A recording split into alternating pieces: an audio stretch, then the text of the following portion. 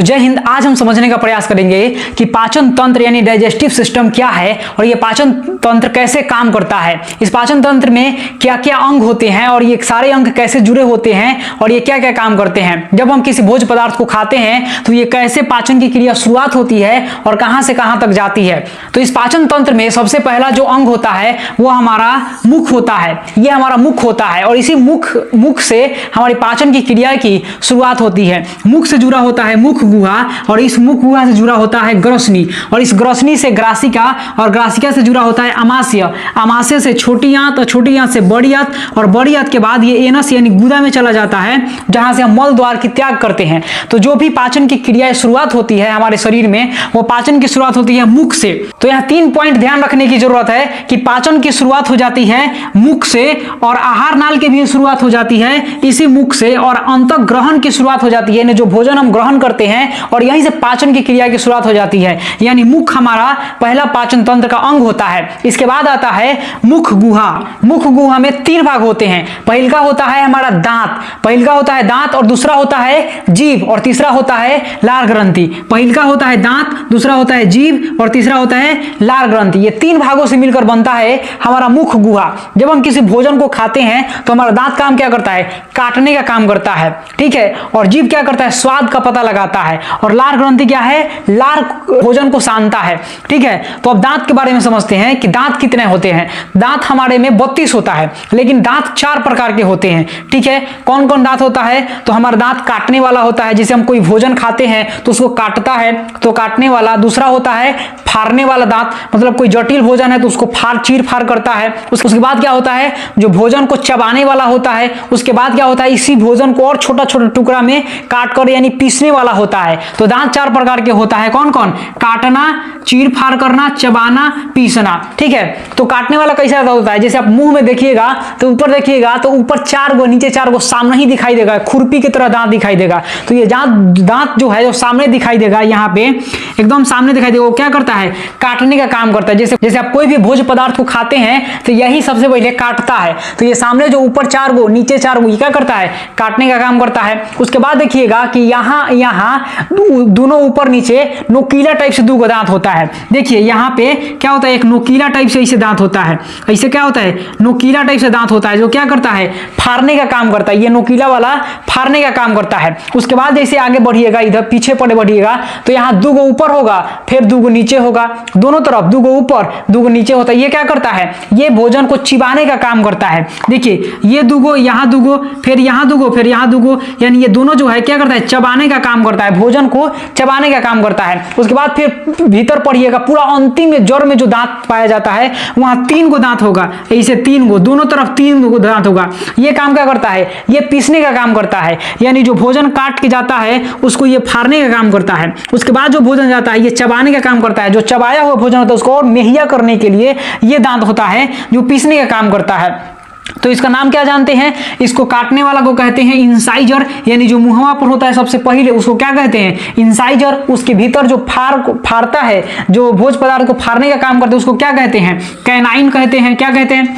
Canine कहते हैं। चीर फाड़ का काम करता है। उसके बाद जो आता है उसको क्या कहते हैं? जो चबाने का काम करता है उसको क्या कहते हैं? प्री मोलर कहते हैं, जो चबाने का काम करता है और चबाए हुए भोज पदार्थ को और मेहिया करता है, पीसता है ताकि और भी अंदर जा सके भोजन। तो इसके लिए क्या करता है? मोलर होता है, चिबाने का काम करता है, मोलर काम करता है। तो इस प्रकार दांतों का काम होता है। और ये दांत हमारे वयस्क पुरुष में कितना होता है? 32 होता है। वयस्क पुरुष में 32 दांत होता है। लेकिन हम वयस्क जब नहीं होते हैं यानी 18 साल से कम होते हैं तो हमारे पास 20 ही दांत होता है। कितना होता है?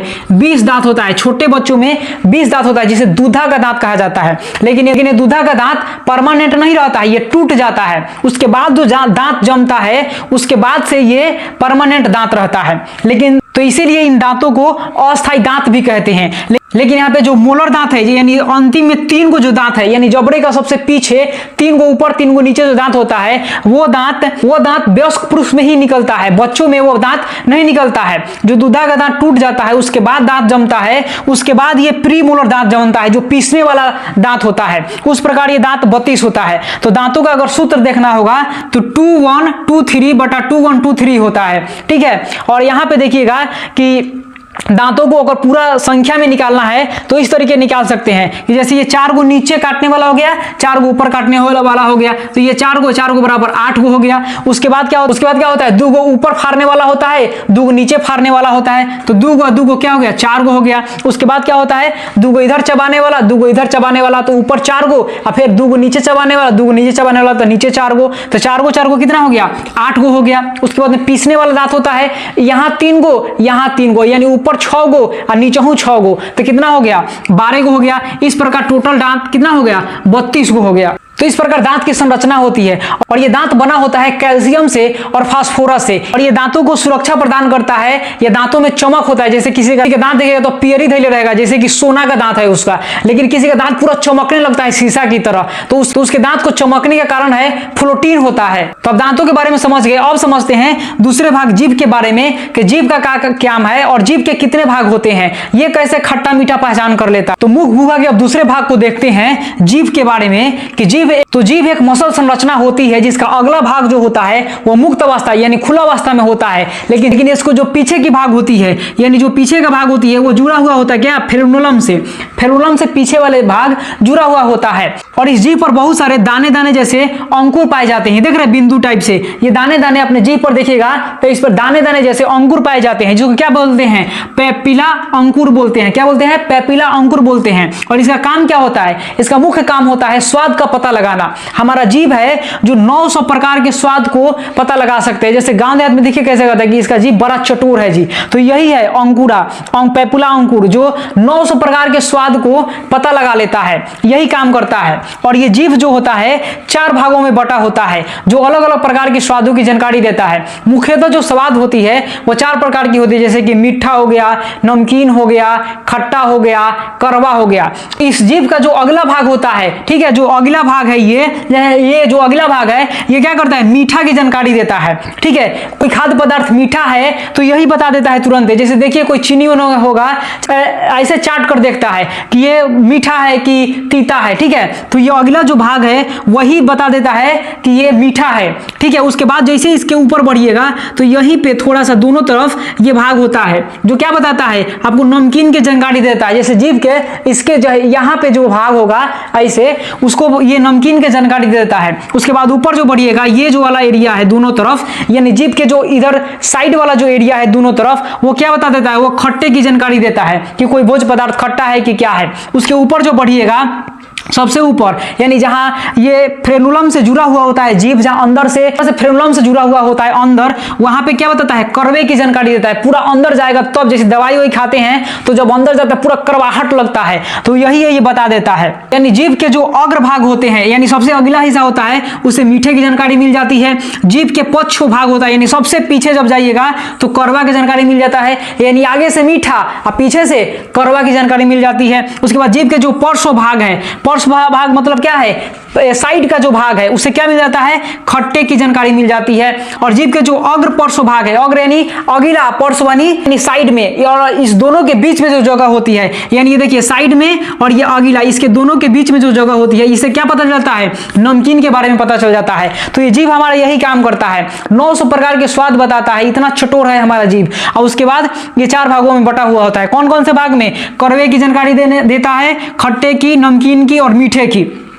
ठीक है, और अगला जो भाग होता है वो मुक्त अवस्था में होता है जीभ का, और जो पीछे का भाग है वो फ्रेनुलम से जुड़ा हुआ होता है। ठीक है, और जीभ का मुख्य कार्य की बात करें तो जीभ का मुख्य कार्य है बोलने में सहायता करना। जीभ नहीं रहेगा तो हम बोल ही नहीं पाएंगे, जैसे कोई तोतला टाइप से बोलने लगता है।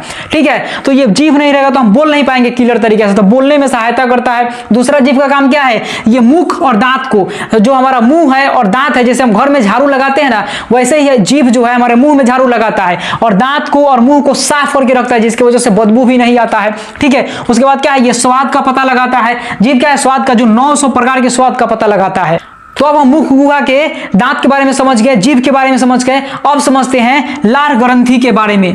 तो मुख गुहा का तीसरा भाग क्या है, लार ग्रंथि। ठीक है, लार ग्रंथि। लार ग्रंथि के 3 भाग होते हैं। लार ग्रंथि में होता क्या है, लार ग्रंथि में होता है 90.5% जल होता है और 0.5% एंजाइम और लवण होता है। और इस लार ग्रंथि से लार निकलता है। लार का काम क्या होता है, जब हम भोज्य पदार्थ को खाते हैं तो जब काटते हैं, फाड़ते हैं, पीसते हैं तो उसको सानने के लिए कुछ चाहिए ना, पानी। जैसे कि देखिए घर में आटा साना जाता है तो आटा सानने के लिए क्या होता है, पानी की डालते हैं, उसमें जैसे जैसे आटा गूंथते हैं उसमें पानी डालते हैं ताकि वो अच्छे से गूंथ सके। तो इसी तरीके से भोजन को अच्छे तरीके की प्रक्रिया हो सके मुख गुहा में और वो अंदर जा सके, इसके लिए ही लार ग्रंथि की आवश्यकता होती है, जहां से लार निकलता है 90.5% जल और 0.5% एंजाइम या लवण। और ये लार ग्रंथि 3 प्रकार की होती है। पहला होता है पैरोटिड लार ग्रंथि जो सबसे बड़ी होती है, ठीक है। और दूसरा क्या है, सबलिंगुअल लार ग्रंथि। तीसरा क्या है, सब मैक्सिकुलरी लार ग्रंथि, ठीक है। ये लार ग्रंथियां 3 प्रकार की होती है और इस लार ग्रंथि के पीएच मान भी होता है। जैसे खाना खाने से पहले का पीएच मान अलग होता है और खाना खाने के बाद इसके पीएच मान अलग होता है, ठीक है। जैसे खाना खाने से पहले 6.8 इस लार ग्रंथि का पीएच मान होता है जो लार हमारे लार ग्रंथि से निकलता है। जैसे कि प्राकृतिक दुर्बल क्षारीय होता है, क्योंकि 6.8 है तो ये दुर्बल क्षारीय ही होगा। उसके बाद खाना खाने के बाद जो लार निकलता है इस भोजन के प्रक्रिया को संपन्न करने के लिए, तो उसका होता है 7.2 पीएच मान होता है, जो क्या होता है, प्राकृतिक दुर्बल क्षारीय होता है। और इस लार ग्रंथि से जो एंजाइम जुड़ा हुआ होता है, जो एंजाइम निकलता है वो भी 2 प्रकार के होता है। क्या होता है, टाइलिन एंजाइम होता है और दूसरा होता है लाइसोनाइल एंजाइम। तो इस प्रकार से लार ग्रंथियां होती है हमारे शरीर में और इसका मुख्य काम होता है जो भोज्य पदार्थ हम खाते हैं काट कूट के जो बराबर करते हैं तो उसमें ये मिक्स होती है ताकि भोजन आसानी से अंदर की तरफ जा सके। तो ये रहा पाचन तंत्र का पहला अंग मुख गुहा। जो मुख गुहा में क्या क्या पढ़ लिए हम लोग, दांत के बारे में पढ़ लिए, जीभ के बारे में और लार ग्रंथि के बारे में। इसके आगे जो है पाचन तंत्र का जो अगला भाग है वो है ग्रसनी और ग्रासिका, जो अगले वीडियो में देखेंगे। अगर ये आपकी वीडियो देखकर पसंद आया होगा और आसान भाषा में हमने आपको बताने का प्रयास किया, अगर समझ में आया होगा तो लाइक कमेंट जरूर कीजिएगा और बाकी लोगों तक शेयर कीजिएगा।